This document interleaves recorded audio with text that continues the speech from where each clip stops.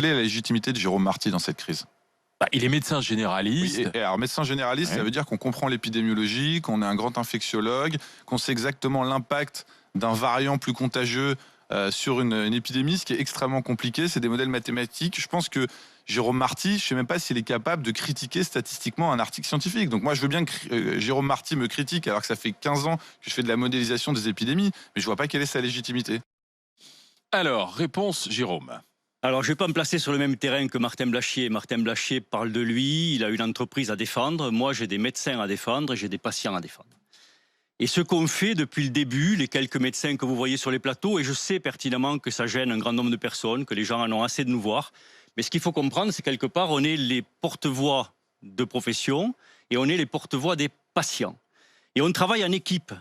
Et pour lui répondre, juste, je voudrais citer les gens avec qui je travaille pour se rendre compte que c'est pas un travail solitaire. Moi, je travaille avec Yvonne Le Floïc, je travaille avec Thierry Bobet, Eric Billy, Mathieu Calafiore, Franck Larot, Corinne Depagne, Jonathan Fabre, Christian Lehmann, Stéphane Corsia-Mifre, Michael Rochois, Hélène Rossino, Barbara Serrano, Florian Zores, Mahmoud Zurek et bien sûr Dominique Costagliola.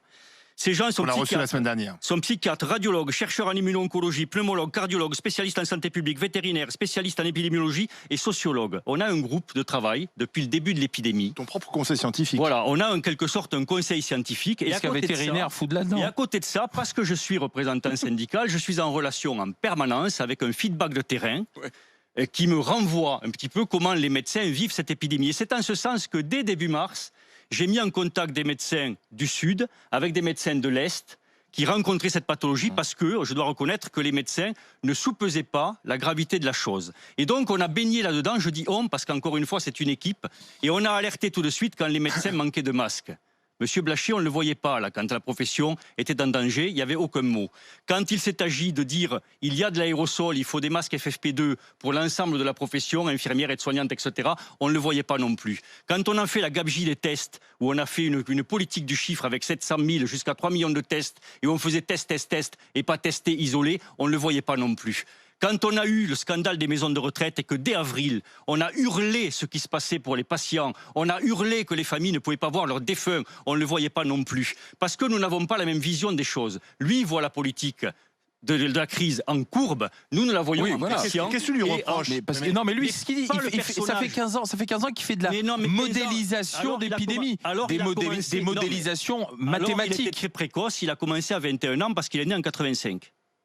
Donc je ne sais pas si à 21 ans, il faisait de la modélisation de courbes. Et qu'est-ce que tu lui reproches? Qu'est-ce que tu lui reproches? Ses erreurs. Très simplement, ses erreurs. Pas le personnage.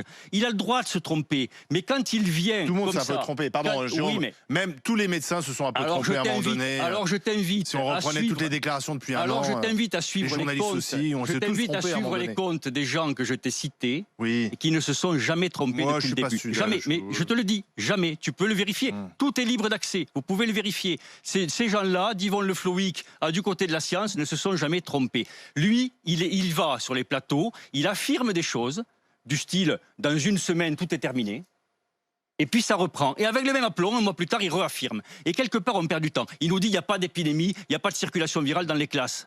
Ça nous fait perdre du temps. Parce qu'on s'est battu pour arriver à mettre en place des procédures dans les écoles qui maintenant sont en place. Les détecteurs de CO2, on en a parlé, l'aération, on en a parlé, la diminution de la jauge, on en a parlé, les cantines, etc. Enfin, on y arrive. Mais on s'est battu pour ça. Avant les vacances. Et le rôle de médecin généraliste, je ne dis pas que j'ai la science infuse, c'est loin d'être le cas. Mais je revendique une intelligence collective. Parce qu'on travaille en groupe. Et quelque part, être le porte-voix de ce groupe-là, c'est un honneur.